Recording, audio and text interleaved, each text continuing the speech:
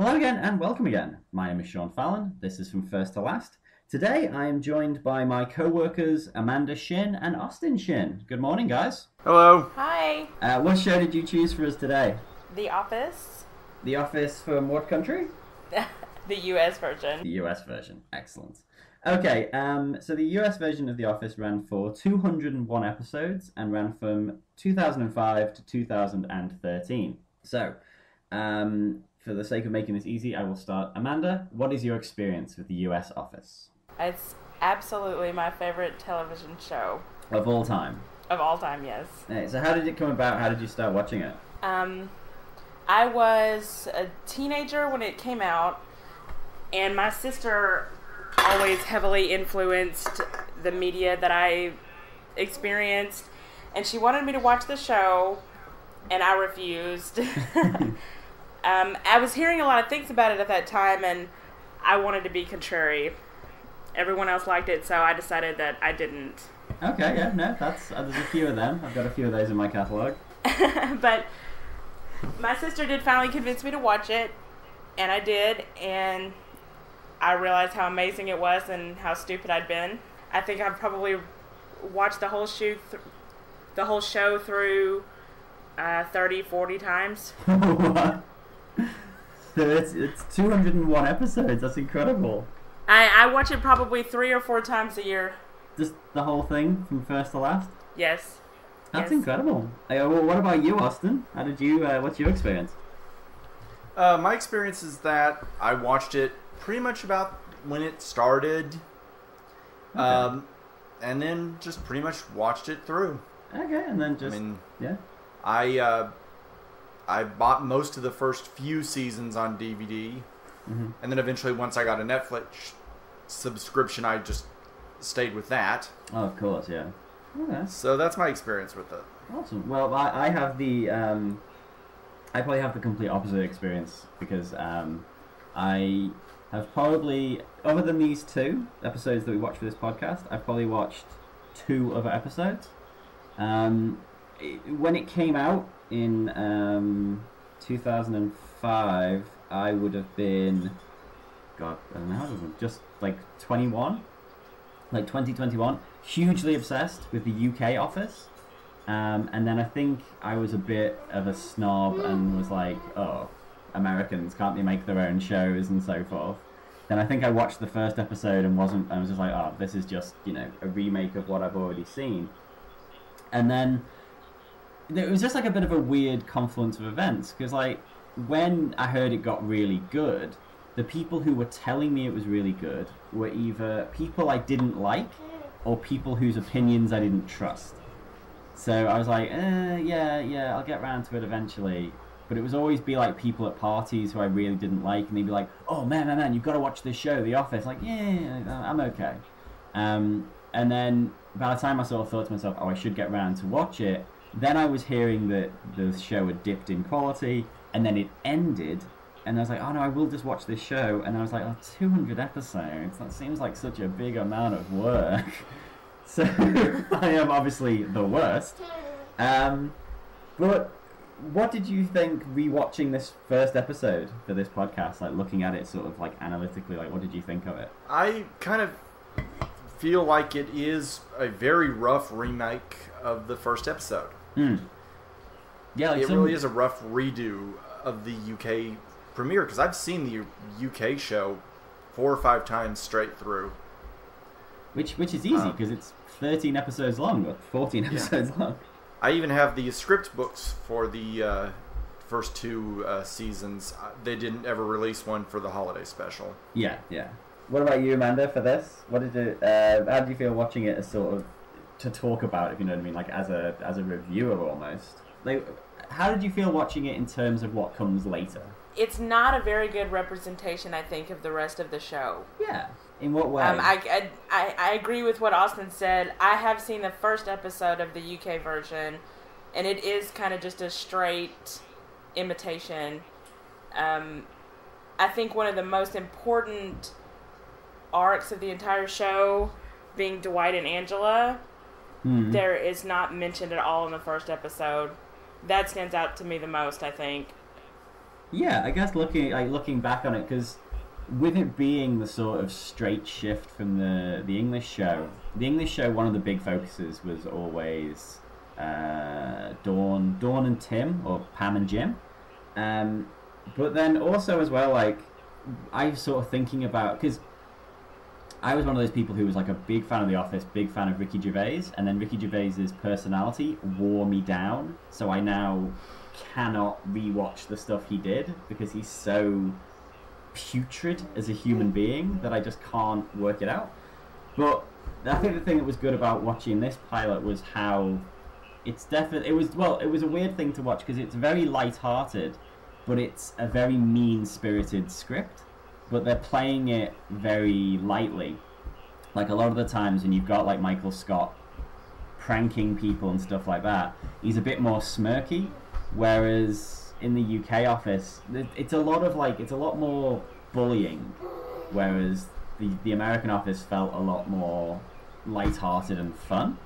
I think that's just, I guess, that's probably a difference between maybe it's a difference between UK humour and American humour, or maybe it's just Ricky Gervais is awful and Steve Carell isn't. You know. I think you're right, 100%. To me, the biggest difference is that David Brent is only awful and not lovable at all.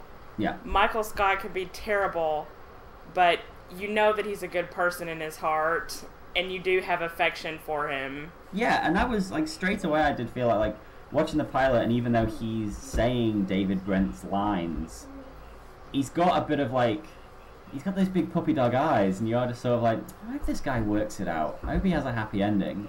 Whereas I remember watching... I don't think he means any harm. Yeah. Oh yeah, perfectly harmless. And not as... There was always something, like, he's not as deluded. There is a definite level of delusion, like, but I don't think he's as deluded as David Brent was. Like, I don't really know what happens next, but obviously David Brent's thing was he wanted to go from being the office manager to rock star. Like, he was trying to make that transition. Whereas Michael Scott, I always got the feeling, like, the little bits I've seen, his plotline was more that he just wanted to be a really good boss. Like, that was his plot. Maybe I'm wrong. Maybe he did want to be a rock star. No, I think you're right. I mean, you are right. Okay, well, that's good. So I've kind of gone for that. And I think the interesting thing as well with, like, Dwight, I think Dwight's a fascinating character because the character, obviously, I won't spend this whole podcast just talking about the UK office, but, like, the character that he's based on, Gareth, in the UK one, again, there's no sense of, like, kookiness or fun. He's a horrible character. He's just pathetic.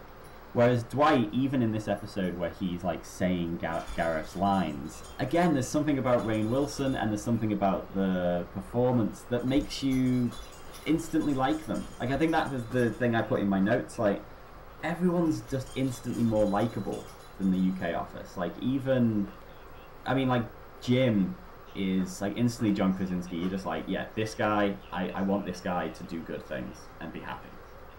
You know, I think he's definitely. And it's interesting you say that because it's not like Martin Freeman is an unlikable guy. He's kind of one of the most likable actors in the world, really. Yeah, but in that, like, first episode, he's such, like, he's a bit of a sad sack and a bit of a... Oh, yeah. And a bit of a bully, but that's sort of, you're warm to that because in the UK office, like, as you get to know Gareth more, you're like, oh yeah, no, this guy deserves this, you know, and you see where Tim is, whereas, like, there is a thing with that first episode where there is a sense of them all like, when he finds the stapler inside the jelly, and it's a sense of everyone's ganging up on him. But as the show goes on, you're like, oh yeah, no, he deserves that. Whereas the thing with, like, Jim and Dwight, there's a sort of, it works because it's so heightened as well. Like, It's so ridiculous that it works. Like, their sort of prank war. And that war does go so heightened through the whole show. Yeah. To some blissfully ridiculous places.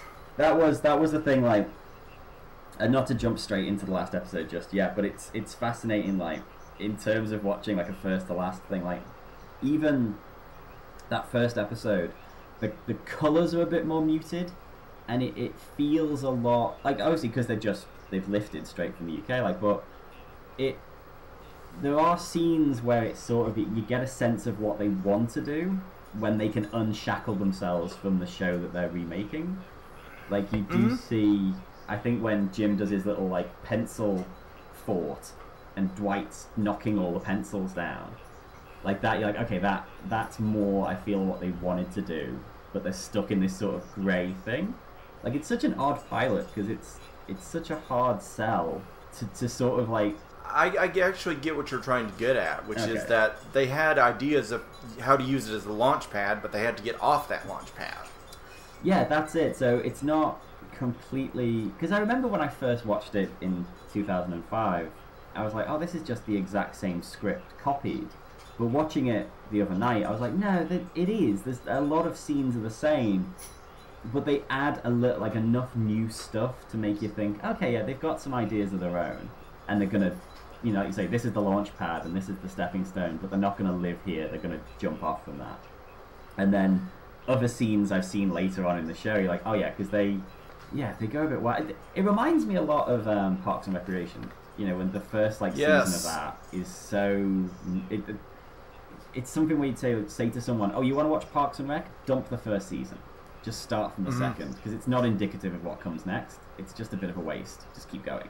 And that's kind of how the entire first season of The Office is, actually. Yeah, because it's only like a 6-episode season, isn't it, I think, the first? Yes. Yeah. So again, it's that sort of thing of like, yeah, just a little taste, but we'll get it together after these episodes. Yeah, the second season, like the first 2 to 3 episodes immediately set more of the tone of what the show is going to be, especially the sexual harassment episode. Okay. Yes. Nice. Is that a classic? Though it still doesn't really hit its stride until probably the 3rd season. Agreed. Okay. So, I mean, I think the sort of general consensus with The Office is that it sort of had a quite high peak and then dropped off. Like, would you agree with that, or do you think it's just quality throughout? I kind of don't agree with that, actually. Okay.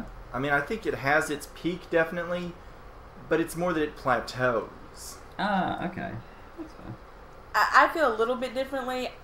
I see where people could say that it was great and then dropped off, but it was great and then it had kind of a valley. Okay. And then it got great again.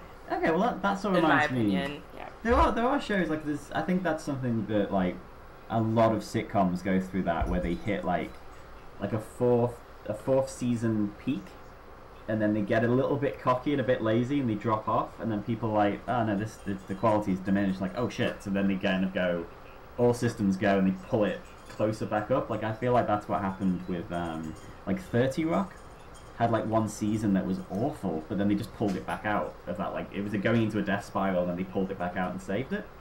And I think that might be the same sort of thing here, where it's like, because obviously, what season is it that Steve Carell left? 7. 7, yeah. Okay, so I think when I was on Twitter talking about this the other day, like a lot of people, their point was that that's when the show should have ended. I don't agree, no. Nope. To me, it's actually shocking how well they did after he left. You don't usually see that level of success in a show to lose their main character. But I think it was just as good, honestly. I was surprised by how little I missed Michael. That obviously is incredible for a show like this, which is so... Well, I mean, I guess it's the strength of the ensemble that you can remove a character and then just keep moving forward. And absolutely. I am going to jump a little bit into the last episode here, just a little bit. Let's talk about that a second. I do think, like, the strength of the ensemble definitely makes this finale really good, because you've just got that huge group of characters together, and once you've got enough of that good stuff, it doesn't matter if there's some like duff notes in the group, like if there's some characters you don't really like, because there's enough to supplement it. So once you've got like a good stable of like 10 main characters, you can lose Steve Carell, and then someone else will sort of step into his position and so on. And I think that seems to be what's happened here. Like, his character's dropped off, but Dwight sort of moved into his role, and someone else has moved. Like, it looks like Ed Helms has moved into Dwight's role, and so on, and everyone sort of shifted round. Yeah. It's kind of more that Ed Helms found his own role within the show that was very different from Dwight's. Okay. But that's the fun of the show. Yeah.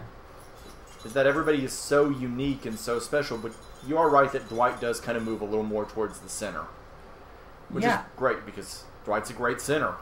Yeah, well, I think they make a point to do that too, because when they were filming, I know at that point they were still thinking of doing the Dwight spinoff after the end, and so I think that the last season they really made his character more prominent for that reason. Okay. Oh, is that the farm? I think was that yes. the spinoff? Yeah.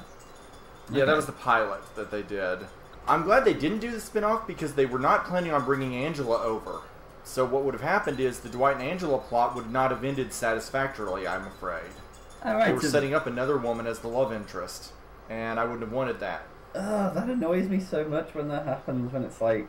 When you have like a sequel to a movie and like the first scene is like the love interest splitting up and then it carries on, you're like, well, I just watched a whole film of these getting together. I mean, that's especially unsatisfactory in a TV show where you've watched years and years and years of it.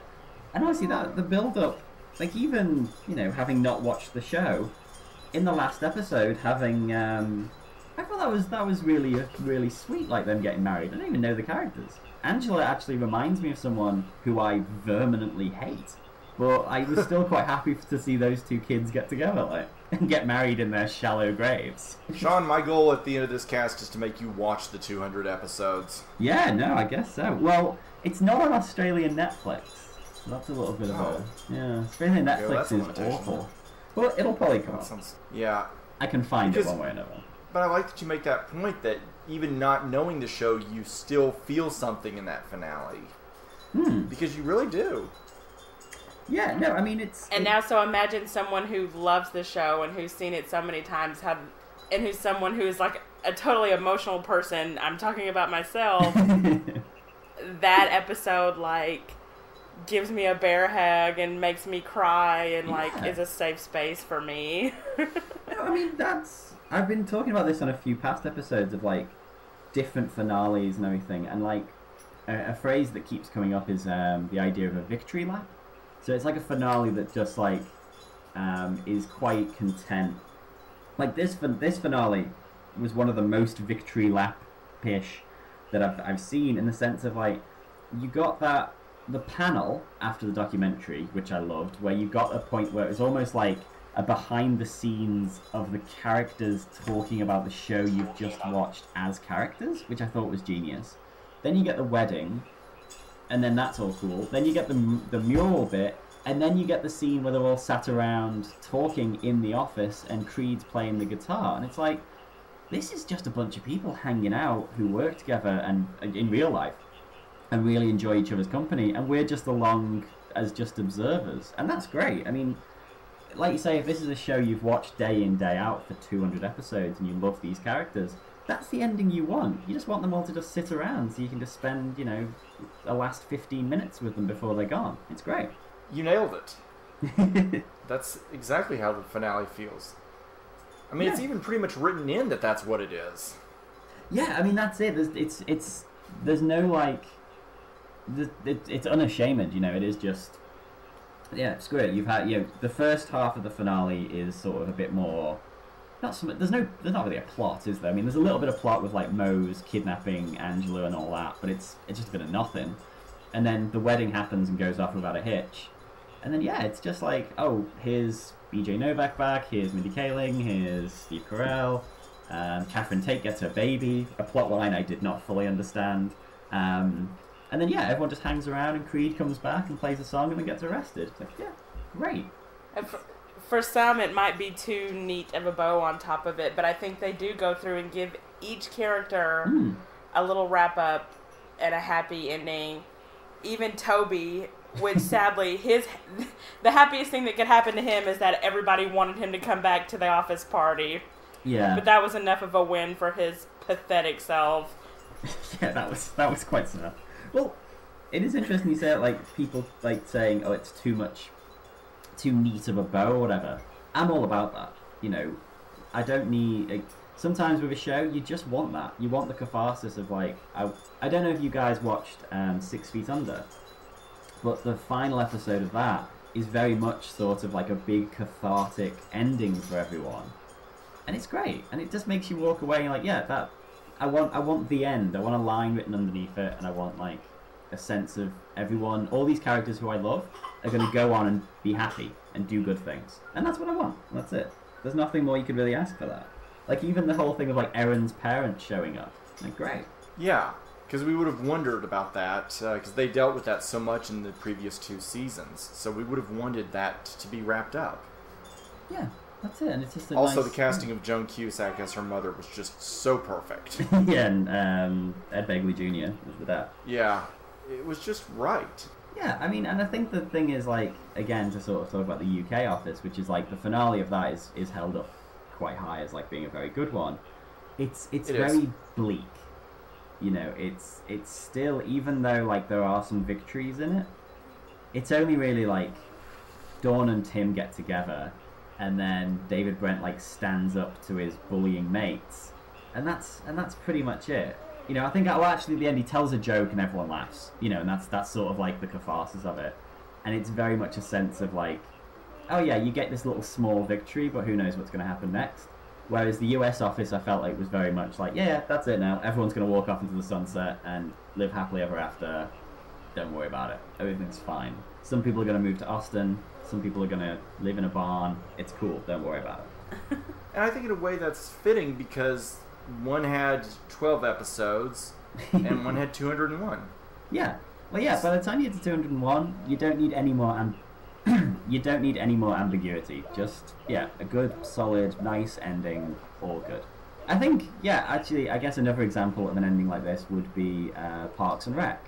Has a great victory lap ending. Oh, fantastic one. Yeah, and again, that's just like that thing of like, oh, you want to know what happens to these characters? Cool, let's jump ahead 10 years and see their endings. And you're like, perfect. That's exactly what I want. I don't want to be speculating over this or that. I want to know that my friends have got married and had babies and lived happily ever after, and it's great. It's like the opposite of when a show gets canceled unexpectedly. Yeah. And you're left so unsatisfied, and it's like miserable. Yeah, that's it. Instead, you just get everything in a nice little package, and you know that it's great. Makes you feel warm.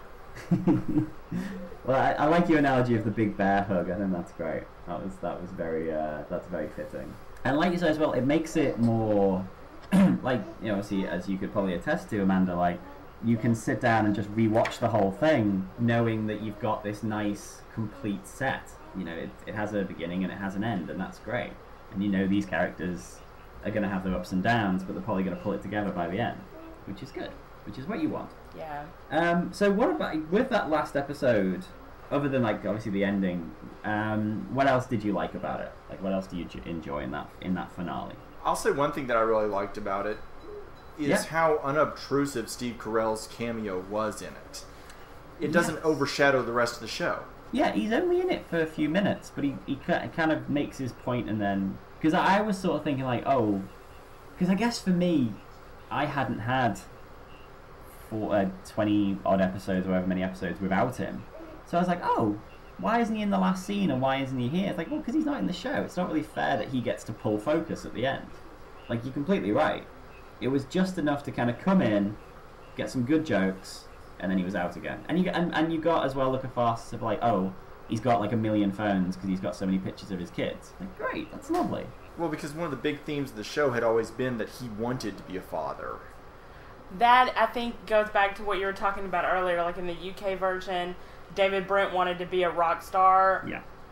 Michael Scott wanted to be a dad and a husband. See, well, that's perfect, because that's where you get the thing of like, David Brent is a huge narcissist who wants to be a rock star, so treats his staff as though he is a rock star.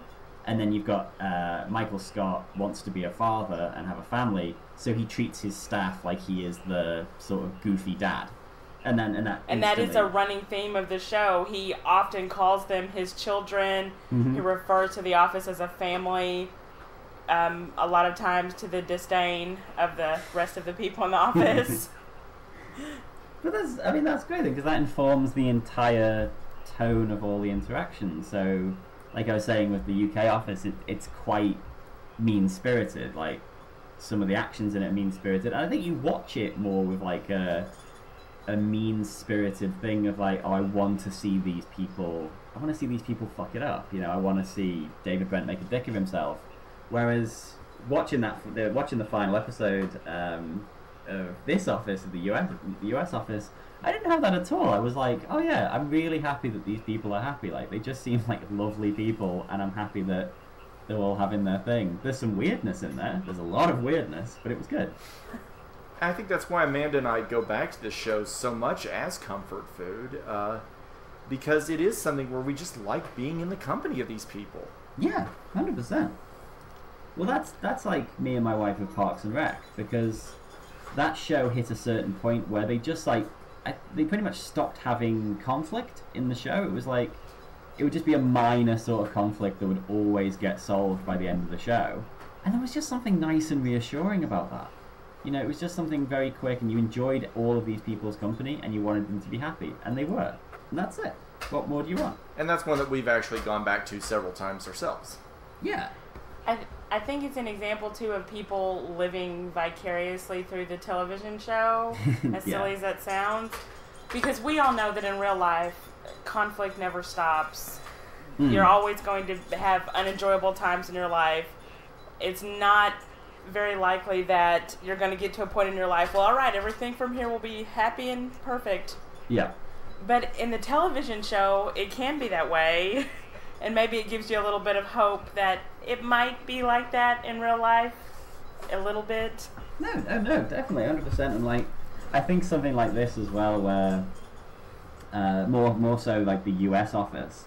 Like, I've had probably one job in my life where I felt like that's like, I've had a team of people who I've worked with who I'm like, oh yeah, this is my, you know, these are my friends, but they could be family. You know, like when I was a teacher in Istanbul, the people I worked with there, for the majority, were people who even though we now live in vastly different countries, continents all over the world, you know, they're probably now closer to me than my friends back in England are. You know, that was something that like, that resonated with me watching the finale, like, to have that and be like, oh yeah, so they were the good old days, like that was my golden age, and obviously I didn't know at the time, I just had these wonderful people. And yeah, like this idea that you could have that for 9-10 years, you are a bit jealous. You sort of think, oh yeah, that would be lovely. Whereas the UK office was more the other thing, which was too realistic. Like, I've worked in offices with people like that, and you're like, oh, I hate this. You know, whereas the office, it would be lovely to work in the US office and have, you know, people pulling pranks, and a boss who's a bit nutty, and a bunch of unrequited loves, and someone like Stanley and all that, and someone like Meredith? Is that her name? Yes. Yes. Well, probably not her, actually. She seemed like she was a lunatic. The stripper thing was uncomfortable. I mean, it's very representative of Meredith as a character. I'll say that. Okay, well that's good. Yeah, no. Well, I think it is good as well, like, the US office, how we were saying before, like, about the ensemble, how much they've sort of stacked the deck with, like, great characters. Because Creed's amazing, Kevin's amazing, Stanley's amazing, and so I could just list them all. And they're all sort of a little bit different, and they've all got their own particular humour, so you can jump around. And that, again, that's what makes the show so enjoyable and rewatchable. You're like, oh, is this going to be a Stanley plot? Is this going to be a Kevin plot? Is it going to be this? Going to be that? Which is good. I really love Phyllis. Yeah. She's one of my favorites. And I love her in the last episode. One of my favorite parts of the whole episode is you see her a few times, and you can tell that she is holding back tears the whole time. Her eyes are all red. And I thought to myself, you know what? That actress is feeling those emotions right now for real. Yeah. She's sad because she's leaving her buddies that she's worked with this whole time. Yeah, no, that's it's incredible that, well, again, like we said, it is that unashamed thing of, like, it's very much an ending within the show as well, like, with the characters. And she gets a lot of great moments. Like, I think it's great when she, like, you know, says to Angela, oh, I will get you down the aisle. And, like, the next scene is her giving her a piggyback down the aisle and stuff like that. And her interactions or when she has Stanley. The bird that Stanley carved for her. Yeah. She's like, it's me. Yeah, no, I did. I had a good giggle at that. I was so like, statue was pretty good, but the bird legs just pushed it over the top. I was very happy. But yeah, it's great. It was really, that finale was really fun, and it was cool to see. I was very happy with the idea that the documentary had been shown on TV and then they could react to it. I think that's a very interesting sort of meta thing as well, of like those scenes at the end when they're all giving the talking heads, and it's like I think it's and when Jim's talking and he's like, it's so amazing to be able to look back and see myself like growing up and falling in love and becoming a father and all that. And I got a bit choked up at that, and like, and again, like, I had no sort of emotional tie to it. But yeah, just thinking about that as a concept, I was like, God, that's gorgeous. That's so good. And I really think that is the strength of the show, that they do stop and say, okay, what was the documentary? Yeah. Revealing that it was actually a longitudinal study, not just like one of those things where it was like, okay, it's just the device. There was a reason they were filming, and it was to capture that whole long story. That's great. So it's like a sort of, I don't know, have you ever seen the documentary 7 Up? Yes, the Michael Apted. Yeah, and they keep going back and all that.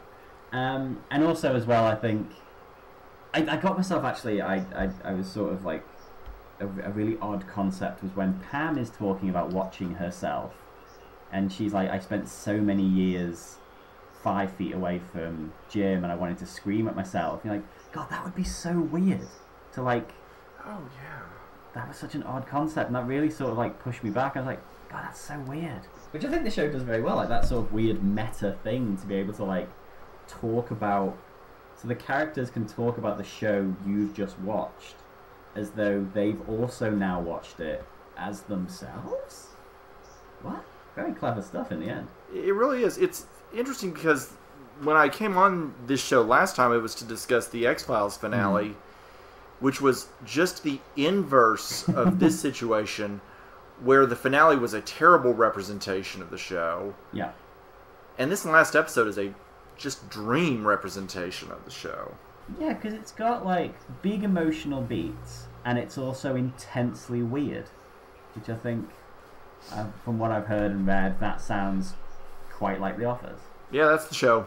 Yeah, that's good. Because it is like, I was saying about like, I wrote in my notes, like the stuff with Dwight and with his family and with like getting married in the shallow graves and then having to like carry the hay bales and stuff like that. So heightened and so silly, but like, it works. I think it works because Rainn Wilson, his demeanor, his voice, the way he looks, his haircut, his whole thing, you're like, yeah, I can buy this. Just looking at him, I can buy that this is the life that he is. He's a sheriff in his spare time, or sheriff on the weekends or whatever, and he would have this weird sort of Amish-y German family, which I couldn't quite work out, with like the weird beards and, you know, all the weird German words and stuff like that. But I bought into it. I didn't feel as though it was like stupid. I was like, no, this is really silly and heightened, but I'm enjoying it. It's very odd. Yeah, Dwight's one of the most fully realized comic characters in TV history, in my opinion. Yeah. Yeah, no, fascinating character. Okay, so, Amanda, who's your favourite character on The Office? That's such a hard question. I guess Dwight. So why Dwight? Why does Dwight stand out? There are so many moments that are so stuck with me. Lines that he said, things that he's done that were hilarious. I think because he is such an out there character, a lot of times you don't think of him as being an emotional person, which this show is so emotional, but you do get emotional moments from him, and when you do, they're so poignant. Oh, that's good. Oh, yeah. And I have examples. Oh, excellent. So, you know, the entire show goes through this saga of a relationship between he and Angela. And there's a point in time when they're not together, and Angela is going to get married to Andy. And right. Yeah, and Dwight is sleeping with her while she's engaged to Andy. Okay. And he gives her an ultimatum and says, you know, you need to pick him or me. and she picks Andy. Hmm. And Phyllis is trying to help him. And he says, well, what do I do now, Phyllis? And she says, I think you move on. And he gets angry and is very rude to Phyllis. I don't remember exactly what he says. Hmm. And then it shows him having walked away from Phyllis, and you get a cut scene, and then you can tell that the dock crew has asked him a question, and he's answering the question. The question is, what did Phyllis do? Why were you mean to her? And he said, she stuck her nose in my business and tried to help me. Okay. And it was so sad. That was a long explanation for that, but No, that's good. you get all those hilarious moments, like him at the end of Moroccan Christmas saying, fa la la la la la la ka-ching, because he's like ripping people off for these Christmas toys. You know, you have so many of those moments, Yeah. but the emotional ones are there and good too. That's good, because, like, you can't have 200 episodes of a character just being, like, this odd caricature comic relief thing. You do have to, find a way to do it. And it's good that it sounds like they've done it well. Well enough that, you know, by the time the last episode rolls around, his name is the first in the credits, and he's the first person you see when the episode starts. And the episode is predominantly about him. You know, he is... Right. He gets the full plot. Okay, Austin, what about you, man? Who's your favourite character on The Office? I might have gone with Dwight, but since Amanda has explained the character so perfectly, I'm going to go with Michael. Okay, why Michael? Because Michael really is such a complex, well-crafted character in his own right. He's not the easy caricature that you expect in the first season. He's someone who genuinely wants to do well. I would sum up the difference between Michael Scott and David Brent. Well, firstly, that Michael Scott is actually a good person. Okay. But I think that the one detail that I would point to as the big difference between the two characters is David Brent is terrible at business, and Michael Scott is actually very good at his job. Ah, okay. And that's something that takes some time to be clear, but you start to realize that he actually does know what he's doing. It's just very unconventional. Okay. And he's someone that genuinely does care. He genuinely does want to do the right thing. He's human, he's fallible, but his heart is in the right place, and you want him to be happy. Yeah. And it matters that he is happy at the end. And it's just this tremendous performance by Steve Carell. One of the best performances he's given in any medium, because I quite like him in a lot of stuff. For instance, I think this blows his Oscar-nominated turnout in Foxcatcher out of the water. I actually don't think that's a very good performance, truthfully. Okay, well, I guess it's just a lot of... That was a big... Was it a big nose or a big chin or something? Yeah, it was the nose and the chin. It was a lot of everything that I'm going to be talking about on a cast that I'm actually recording on Monday. I'm tearing into the Oscars. Oh, well, that's ripe fruit. Get into that. Oh, yes.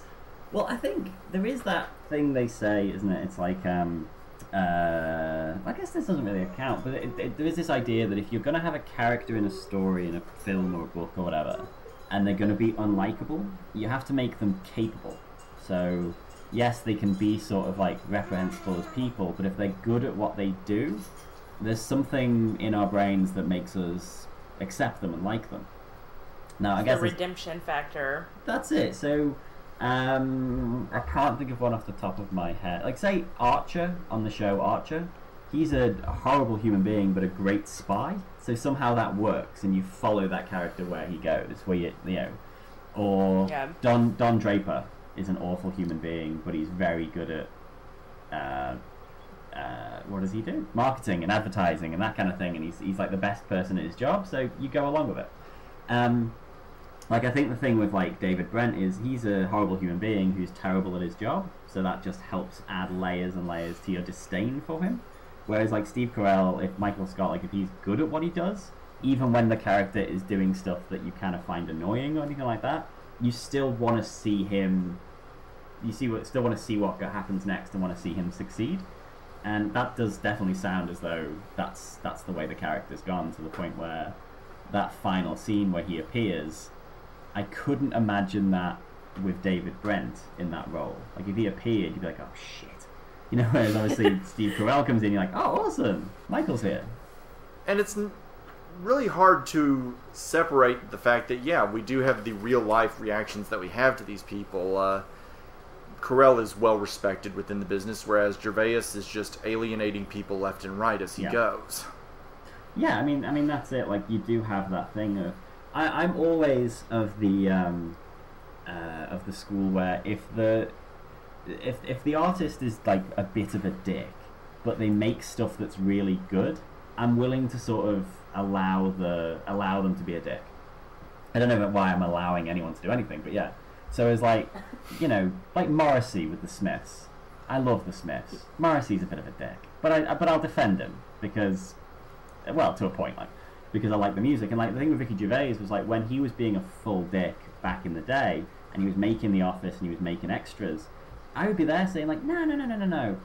When he's being a dick in interviews, it's just a character. It's this, it's that. But then the stuff he was making stopped being good, but he continued to be a dick. And then suddenly you're like, oh no, you're just a dick. And you've always been a dick. There's actually a specific point in his career where you can see everything just shatter, and it's the midpoint of the invention of lying. Ah, okay. The minute that starts to be a love story, yeah, you just see it's like, oh, that's it. Well, he does. I think the thing with him, not to go on a full like anti-Ricky Gervais rant, because I'll probably end up losing followers. But yeah, I think Hollywood couldn't do anything with him. And then he sort of made some good shows in England, but then he couldn't quite capitalise on that. So then he became just an award show host. And then just a person on Twitter who just constantly talks about atheism. Like, yeah, we get it, mate. Yeah, that's gotten old. Yeah, so I have found that I haven't gone back and rewatched the UK Office, and I don't know if I ever will now. Whereas, like, Steve Carell, love Steve Carell. Like, I thought, you know, The Big Short, amazing. I'm all over. I need to see that. It's very, very good. And because he seems like, you know, like if someone in Hollywood and you kind of just see them in interviews and on TV and you're like, yeah, that guy seems like a really cool guy. Steve Carell, for me. One of the reasons they famously stayed with the show as long as he did was because it allowed him regular hours that he could be with his family. See, what a guy. Love that. To the point that his wife is actually on some of the episodes. Oh, there you go. Oh, that was actually... Sorry, just to jump into something else that I found interesting was watching the final episode, Ed Helms, Rainn Wilson, and John Krasinski were all producers on the show by the end. Yes. I found that fascinating, because, like... why Ed Helms? Why would he have... I can understand the other two, because they would have sort of, like, negotiated good contracts, I guess, as the years went on. Was Ed Helms, like, a writer on the show or something? Or... I don't know. He rose to prominence on the show. He came to really dominate a lot of the later seasons, actually. Oh, okay. Well, and it's interesting, too, I think, because you have now BJ Novak and Mindy Kaling. Mindy Kaling, yeah, that were both actors and writers on the show from the beginning. Ah, okay. They're a very brief cameo in the finale. You're just like, wow, these two are awful human beings.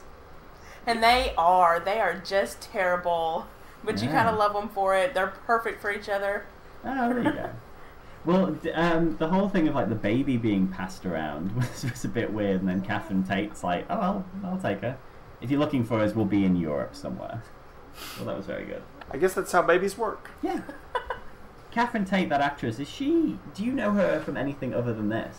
I guess, and Doctor Who. She's done a version of Much Ado About Nothing. Yes. With Tennant. Yes. I'm not as familiar with her UK comedy work, probably as I should be, because I do like her. I do think she's got a real spark. Yeah. What's the skit show that she does? It's just called the Catherine Tate Show. Yes. Yeah, the Catherine Tate Show. It was amazing. Like, I don't know if it's like... It's funny. Yeah, it was absolutely incredible. And then like she was the companion on Doctor Who for a bit and all that. And right. And I sort of hadn't seen her in anything for ages. And then watching this and when she appeared, I was like, oh my god, I love Catherine Tate. So that's sparked something in my brain that I'm going to go back and like look into seeing what she's up to. So thank you guys. She did the last season and a half of the show, actually. That's She's mad. on the last season and a half. And who is she on the show? actually saying that. Well, she kind of occupies an awkward place. Amanda, how would you describe it? She is the boss's best friend. Okay. And this is after a lot of management change in Dunder Mifflin. And then she becomes a Dunder Mifflin employee. Mm-hmm. She attempts to become the branch manager through nefarious means. Okay. Which is why I think it's hard to explain. She's an employee there. That's the best I could get. That's fine. I'll take that, because I know there was a thing, like I remember seeing it on like AV Club. Wasn't there a thing where it's like James Spader, Kathy Bates, Idris Elba, and her, and they were all going for the management job? Like that, was that an arc, or have I just completely got my wires crossed? It's blending a few arcs. Oh, okay. Yeah. You know what? Because Elba does have a good long arc. Yeah, I might have to watch it. That might be my mission. Okay, so is there anything else you'd like to add about the US office? I do have one more thing I want to say. By all means. I watched the first episode and the last episode last night, just to prep, and I had never watched them in that way before, the first and then the last together, and I noticed a couple of really funny things that I think are great writing. Yeah. In the first episode, Michael says, "Weather," and they're all, 7 years later, you still think this is funny. And then in the very last episode, Oscar goes with the guys for the bachelor party, and he goes, "I gotta remember how I used to act when I still dated girls," and it shows all the guys in the limo, and Oscar goes, "What's up?" Yeah, that was great. I thought that was a very good sort of, because that joke, by the time Oscar's doing it, that joke is well dead. It's just like, right. No, I thought it was very good. It's just funny because they did that on purpose, obviously, to put that same joke in the first and the last episode. Yeah, no, that was good. I think there was also as well, you had the mirror of Jim, like his opening line and possibly his closing line. Oh, yes, where he says almost the exact same thing. Yeah. But it's sort of like the first one he's like, "Oh, I'm boring myself talking about it," and then the last one he's talking more about, this family that he's created and all that, and that was good. That was very good mirroring. Yes. I can think of one thing I do want to point out that I really love about the show, and that is, this is always thought of as the will they, won't they, like one of the big ones that people always think of. People forget that the will they, won't they is resolved within the first, more or less, act of the series. That at the end of season 3, it's resolved, and it's resolved for good. Like, they don't... Yeah, that is... And that's kind of rare to see that. Yeah, very much so. I mean...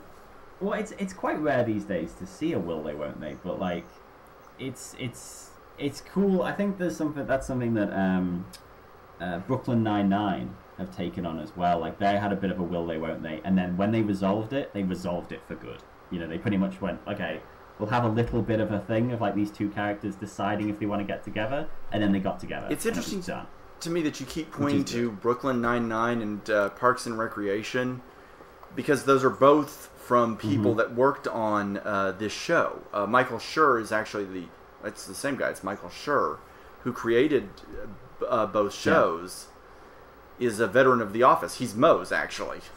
Yeah, Mose. What? That's the guy who writes the show. Yes, Mose. Oh, no. Yes, I'm serious. Oh, that's incredible. Well, I mean, I guess obviously that dude just hits my sweet spot. So he obviously just makes the shows I like. So he really does. That's it.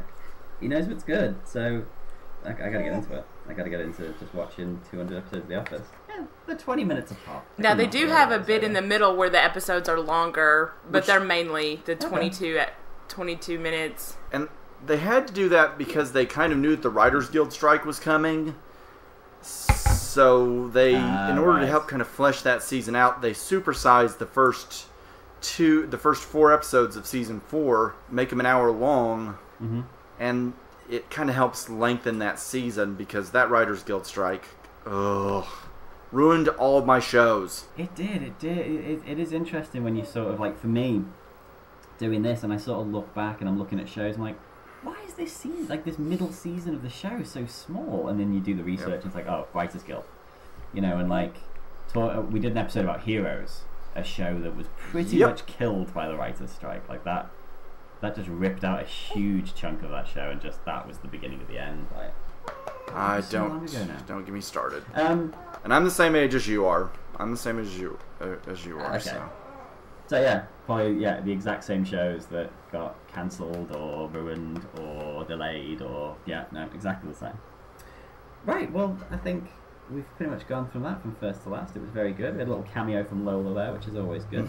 And I mean, I think sort of if we're going to do like a conclusion, I think it is fascinating that, I mean, you could definitely do something and look at like the differences between UK and US humor, like which I won't, but like talking to my friends about this and talking to other people, and there is a sense of like, UK humor's drier, you know, whereas US humor has to be a bit more silly and a bit more heightened. Like, no, that's only for this specific example. You only have to watch other TV, and you know, there's lots of silly English TV and there's lots of very dry American TV. But I think with The Office, there is that weird thing of people mistaking mean-spiritedness for dryness, and mistaking lightheartedness for, I don't know, fluffiness, I guess. Whereas like, you couldn't have 201 episodes of the UK Office. It would be a death march. Whereas this show, they obviously realised that the American model for TV is a longer thing. So you've got to make your characters likable. Whereas obviously the UK thing, it's standard that you make seasons are 6 episodes long. You probably make 2 of them and get a Christmas special, and you're done. So you can be as horrible as you want, because people can cope with 13 hours of knobheads. Whereas the American Office, you can't have 201 episodes of people being awful to each other. So I guess that's my conclusion. There's one more thing I would point out, just real quick. I noticed that the UK office has a very small back office, in that it's really just the main characters, and the supporting characters don't really matter that much on that show. Yeah, there's only like 4 main characters, I think, on The Office. Yeah. Whereas, this one, as the show gets bigger and bigger and bigger, and you widen out that pool of talent, which is great. I mean, because then you can, like I said, you bring in those interesting characters. Like, there's no Angela equivalent in the UK Office, so you don't get a Dwight and Angela. So you don't get that sort of thing of like, Jim and Pam are like this perfect fairy tale couple that everyone wants, and then Dwight and Angela are like the rockier version of that, and the weirder version. There's more sharp edges. Yeah. So you get that nice little kind of, because that works in 2 ways. You get the thing of like, them being a bit weird and a bit rocky makes Jim and Pam look more fairy tale and wonderful, and then Jim and Pam being so fairy tale and wonderful makes the Dwight and Angela thing almost seem more realistic, you know. So that in itself is instantly something that works Definitely. better. Okay, right. Anything else before we wrap up? I've got everything I've said. You'll probably remember something as soon as we start recording, but that's fine. Always. Always. Austin, where can people find you on the internet? They can find me at Untitled User on Twitter and at thefilmroom.org. Excellent. Amanda, do you want to be found on the internet? You can find my Twitter at @AELiShin, though it may not be worth reading. And of course, because you're because Austin's the podcaster in your house. Same thing in mine. My wife has no interest. I'll now say at thefilmroom.org you can find several podcasts that I've guested on there as well, if you want to hear more of my voice. Which people do, I'm sure. I do have one happy little story that I just want to tell real quick, because and you can feel free to cut this out of the cast. But on the second date that I had with Amanda, I noticed that she had a poster of Dwight quotes that it was her roommate's poster technically, but I saw that and I was like, oh, we're gonna have a lot to talk about, you and I. And it's been 5 years on, and we still have a lot to talk about. That's good. That's very good. No, that's really sweet. Why would I cut that out? No. This is the UK Office. It's only mean-spirited. Too much hope. Too much hope for the future. Okay, right, I'm going to wrap it up. Right, so, as usual, you can find me at First to Last Pod on Twitter, or you can email me directly at fromfirsttolastpodcast at gmail.com. You can read movie stuff I write at audienceseverywhere.net, or you can find my personal Twitter at equiatic_bind. I'm not going to spell it, but you can find it. It'll be fine. Amanda, Austin, Shinns, Lola, thank you for coming on the show. Thank you. Yeah, thank you for having us. No worries. Okay, well, my name's Sean Fallon. This has been From First to Last. Goodbye.